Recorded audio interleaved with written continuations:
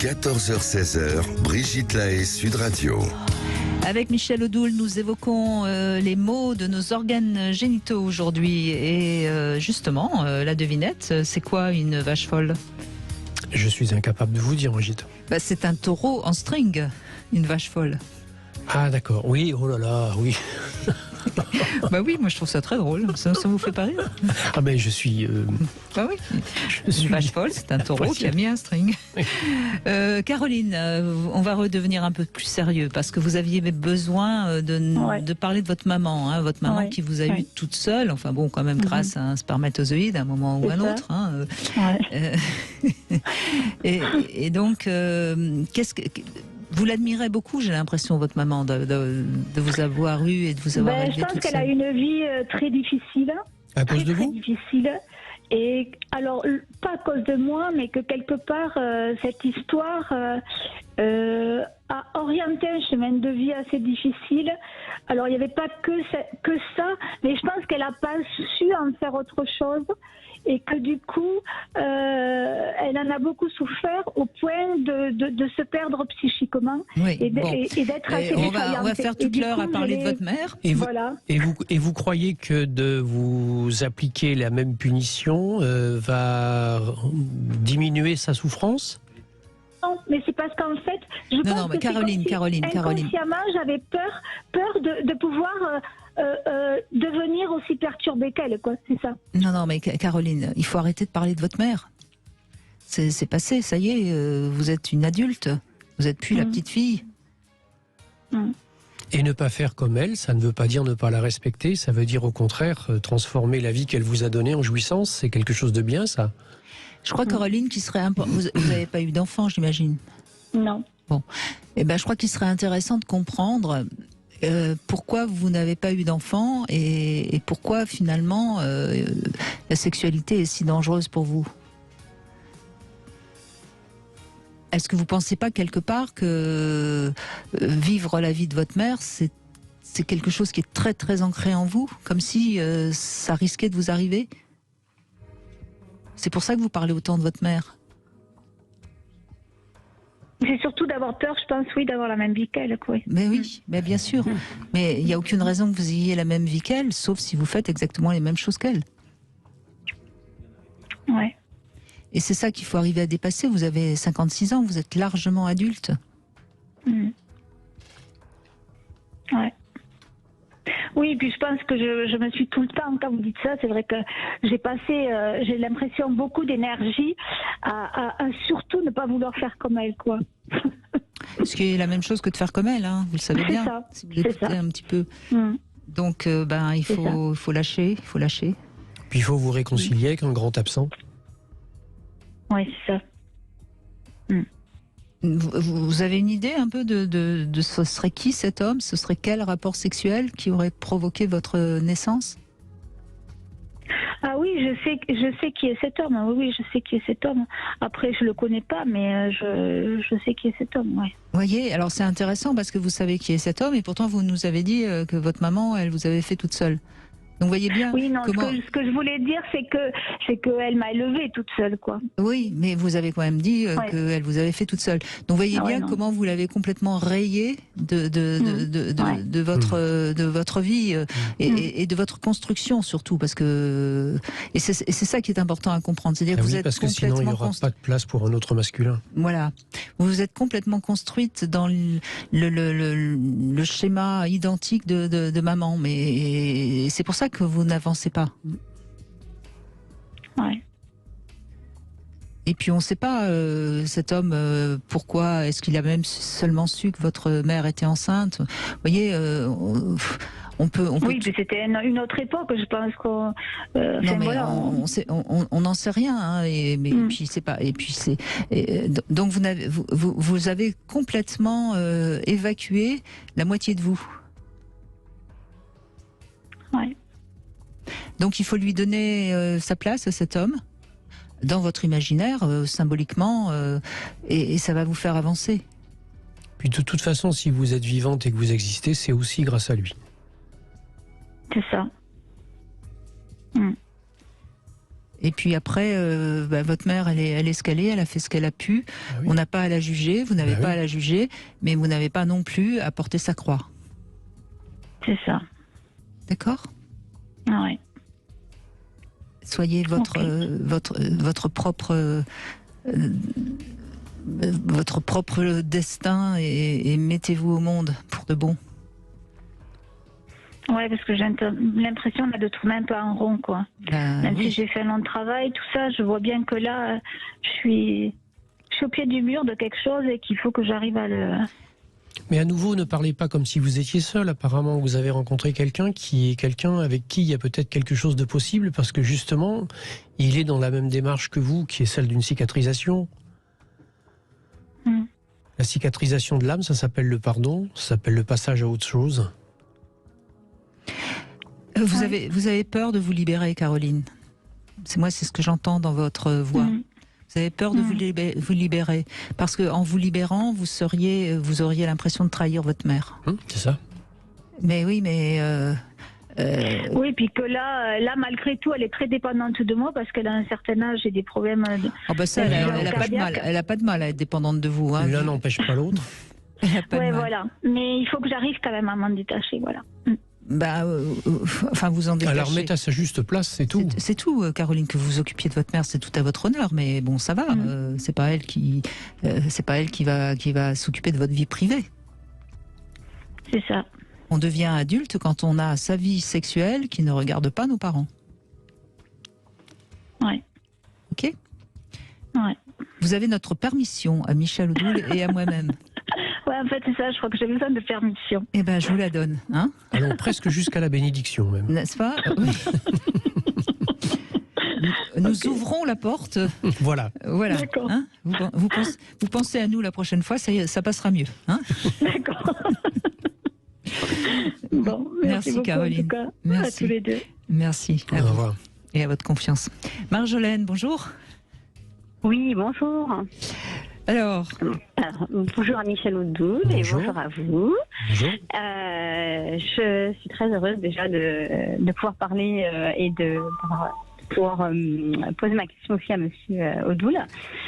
J'ai 46 ans aujourd'hui et il m'a un peu sauvée bon anniversaire. Quand j'ai eu... non, pas aujourd'hui, 46 ans. À la date d'aujourd'hui, j'ai 46 ans, mais c'est pas mon anniversaire aujourd'hui. D'accord. Excusez-moi. Mais ce que je veux dire, c'est qu'à 18 ou 19 ans, j'ai un petit trou entre les deux. J'ai lu votre livre Dis-moi où tu as mal, je te dirai ce que tu as. En fait, ça m'a un peu sauvé la vie. C'est un peu... Qui tu es, oui, je m'en rappelle plus, mais voilà. Non, c'est pas grave. Ça fait quand même un petit moment. Et du coup, en fait, ça m'a complètement ouvert les yeux. Ça m'a ouvert aussi peut-être à une philosophie que je ne connaissais pas parce que j'étais pas du tout scolaire. Je lisais vraiment pas. C'est peut-être un des seuls livres que j'ai lu dans ma jeunesse parce que je lisais vraiment pas. Et j'en avais vraiment besoin au moment où je l'ai lu parce que je venais de me casser un pied. On me disait que la carrière de danseuse était terminée, qu'il fallait faire une croix sur 10 ans en fait d'apprentissage et aussi surtout pas d'études, pas de diplôme, rien quoi. Donc vraiment c'était très très dur. Et en ayant lu ce livre, mais j'ai eu comme un déclic. En fait, j'ai tout compris comme j'avais envie de le comprendre et j'ai tout pris pour moi. Et du coup, j'ai été hyper sereine pour me reconstruire et puis pour continuer en fait mon chemin et pour refuser qu'on me dise que j'allais arrêter d'être danseuse en fait. Et du coup, j'ai réussi à faire une carrière de 20 ans de danse. Bravo. Mais vous savez, Marjolaine, ce genre de livre, ça vous permet de vous d'éclairer quelque chose en vous et puis de mettre du sens à ce qui vous arrive et d'en faire quelque chose. Hein, donc, Et voilà, c'est ça l'ingrédient central, c'est le sens, c'est la capacité à donner du sens. Quand on est frappé par un accident ou une maladie et que elle n'est ou ils ne sont dus qu'au hasard, à la fatalité, ou etc., nous ne sommes que des victimes ballottées par des événements qui nous dépassent. Lorsque nous arrivons à intégrer quelque chose qui nous concerne directement et que ça prend du sens dans notre vie, à partir de ce moment-là, il se passe effectivement ce que vous avez décrit.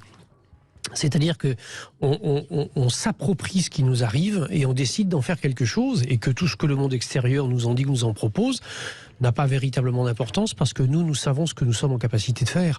Et c'est vraiment une réappropriation de soi, hein. C'est vraiment une manière de réinvestir sa vie et son champ de vie, et félicitations, bravo d'avoir su dépasser certains dictates pour aller au bout de votre passion, quoi. Non, ça a été vraiment le déclic. Après, j'ai voulu mettre un terme à ma passion, pas parce que je n'étais plus passionnée, parce que j'ai eu un peu comme une horloge biologique. Et j'ai dit, de toute façon, dans la vie, j'ai toujours voulu faire ce que j'ai voulu et j'ai toujours réussi. Donc en fait, j'ai été au bout de ce que j'ai décidé. Donc j'ai dit, il faut un vrai métier entre parenthèses. Donc j'ai refait les études, j'ai trouvé mon métier, j'ai fait mon CDI. Et j'ai été chercher, j'ai fait ça un peu trop méthodiquement, hein, mais c'est comme ça.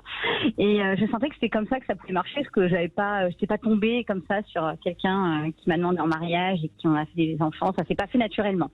Donc je me suis dit que c'était plutôt à moi d'aller chercher. Et j'ai trouvé donc l'homme de ma vie, le père de mes enfants.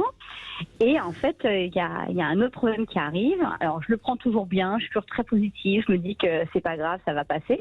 Mais j'ai toujours un petit peu peur aussi. Je me dis peut-être que il y a peut-être un travail encore sur moi que je n'ai pas ouvert. On n'a jamais fini, vous savez, Marjolaine. Oui. Ah oui, c'est ça. Ne vous inquiétez pas. Du coup, la barrière tourne. Moi, j'étais quelqu'un de très déluré, très sexuel. Pour moi, j'aurais presque pu être, j'aurais pu soigner les gens par le sexe. J'avais pas j'étais complètement désinhibée. Libérée, oui. Mm-hmm. Ah oui, j'étais complètement libérée et tout. Et le fait de m'être mariée, d'avoir eu des enfants et tout, j'ai l'impression que tout est parti, tout s'est bloqué. J'ai même eu une descente d'organes. Alors, en fait, j'ai plein de trucs qui tombent sur le côté gynécologique, en fait. Alors, j'ai la descente d'organes, j'ai été opérée, donc on m'a remonté tout ça.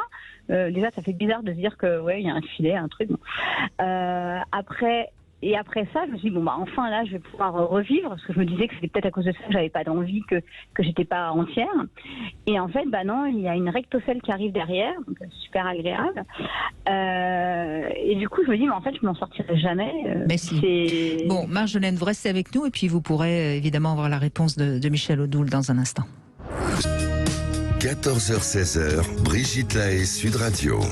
Nous sommes en compagnie de Michel Odoul qui vous éclaire en ce qui concerne votre sexualité. Marjolaine, donc, vous nous avez raconté que pourtant, a priori, vous étiez très libérée, et puis que là, depuis que vous êtes mariée, vous avez des enfants, et tout fout le camp, hein. Oui, j'ai l'impression de faire désir, en fait. Alors, soit j'ai plus le temps, peut-être aussi. Ça c'est la bonne excuse. J'ai pas le temps. Vous savez, vous la connaissez cette excuse-là, Michel Odoul. Hein. C'est quand même bizarre de pas avoir d'envie, alors qu'avant, oui, mais ça pouvait me réveiller. Ce qui est bizarre, c'est que vous disiez ça, alors que tout à l'heure, vous nous avez dit par rapport à la danse, j'avais fait le tour, etc., donc j'ai décidé de passer à autre chose. Peut-être que là aussi, vous avez fait le tour, et que votre vie de femme, votre sexualité de femme, etc., passe à travers un filtre familial dans lequel vous vous réalisez peut-être à d'autres niveaux, et qu'il ne faut pas vivre ça comme une défaite ou une perte de quelque chose. C'est plus... j'ai l'impression de décevoir mon mari aussi, parce que j'ai une attente de lui. C'est bien de faire les choses pour les autres. Oui, mais il me dit, en fait, j'ai été un peu... t'as menti un peu sur les marchandises, en gros. Il me dit, en gros, t'as fait semblant.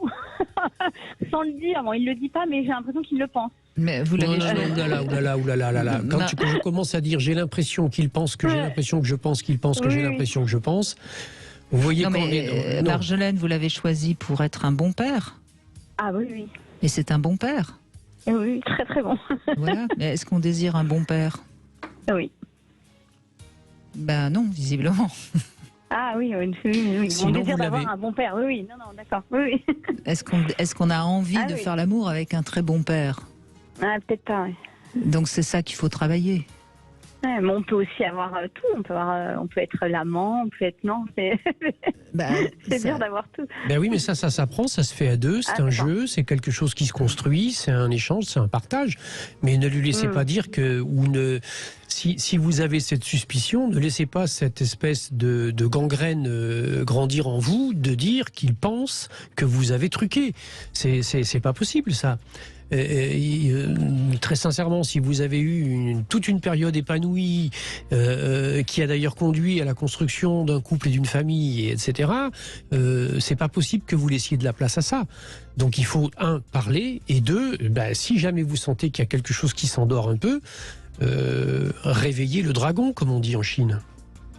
Ça nécessite tout simplement, Marjolaine, de comprendre qu'est-ce qui s'est passé en vous pour que vous passiez d'une sexualité libérée à tout d'un coup à plus d'envie. Ça peut se comprendre, mais ça peut aussi s'analyser et puis après voir comment vous pouvez faire pour réveiller le dragon. Oui, en effet. Mais c'est le grand conflit entre le fait d'être père-mère ou le fait d'être homme-femme.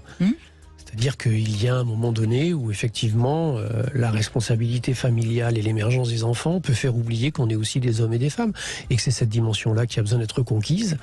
La différence, c'est que le père et la mère sont des gens qui ont des responsabilités alors que les hommes et les femmes sont des êtres qui peuvent jouir ensemble. Et ce sont des phases, des parties de vie, des partages et des choix qui sont à faire, bien sûr. Vous savez, c'est assez classique, Marjolaine, ce que vous traversez. Bon, je crois qu'on a un petit souci de direct, ça arrive. Oui. Bon, merci en tout cas Marjolaine, mais je pense qu'en effet là, c'est un questionnement qu'il faut avoir déjà de soi à soi, et puis ensuite en effet. Oui, puis être confiant, parce que si Marjolaine était capable de se battre comme elle l'a fait pour reconquérir son droit à la danse, etc., je pense qu'elle sera capable de se battre de la même façon pour reconquérir son droit à la jouissance de la femme. Et puis il y a peut-être quelque chose, puis je crois qu'on a retrouvé Marjolaine, il y a quelque chose aussi d'intéressant à comprendre, Marjolaine. On ne choisit pas d'être danseuse par hasard, c'est un rapport au corps très particulier. Votre corps, qui est devenu le corps d'une mère, il a certainement changé, donc il y a peut-être quelque chose à comprendre aussi dans votre image personnelle que vous avez de votre corps. Oui, c'est sûr. Donc, tout à fait. Donc il faut. Oui, j'ai pas le même regard aujourd'hui. Je me reconnais pas. J'ai l'impression de voir ma mère, en fait. Et voilà, voyez donc ça c'est quand même quelque chose d'important à comprendre. Il faut que vous acceptiez tel que vous êtes aujourd'hui, parce que ce corps que vous avez aujourd'hui, c'est ce que vous avez vécu. Et c'est ce qui vous a permis d'avoir vos enfants, c'est ce qui vous a permis de réaliser votre projet de vie. Donc il faut l'admirer, l'apprécier, ce corps à sa juste valeur. Oui. Non, il a beaucoup souffert. C'est ça, je me dis, alors ma mère en a eu 4 enfants, je me dis, mais j'imaginais pas à quel point on pouvait transformer un corps. Oui, mais vous savez à quel point on peut faire souffrir son corps en faisant de la danse. Voilà, c'est ça. Exactement. Et donc, voyez c'est vrai. Voyez quel rapport vous avez au corps qui est intéressant. Et moi, je pense qu'en travaillant sur votre rapport au corps, il y a quelque chose qui va se libérer. Oui. Oui, puis je crois qu'il y a une deuxième édition du livre de Michel Audou, et je crois que je vais. Ça vous fera pas de mal de le relire, de redécouvrir. Oui, parce que 20 ans, non, même 30 ans après, je pense qu'on se rappelle pas de tout. Absolument. Voilà, donc je vais m'y attacher. Très bien, voilà une excellente initiative. Ça va m'ouvrir des portes à 46 ans. Oui, mais vous savez, les portes, on peut les ouvrir à n'importe quel âge. On le disait déjà tout à l'heure. Vous savez, ce qui est important dans le voyage, c'est le chemin. Exactement. Oui, c'est vrai. Bon, là, vous avez tout pour avancer, Oui, mais en tout cas, merci beaucoup, Michel Oudoul, et bien sûr, Brigitte, c'est génial ce que vous faites. Merci Votre émission, beaucoup. elle est magnifique. Merci Marjolaine, merci à vous. Et merci de votre confiance encore une fois. Allez, on va faire une petite pause, on va continuer bien sûr avec vous au 0826 300 300, et puis on va parler de l'idéal de sa relation amoureuse. C'est intéressant aussi comme Love Conseil dans un instant.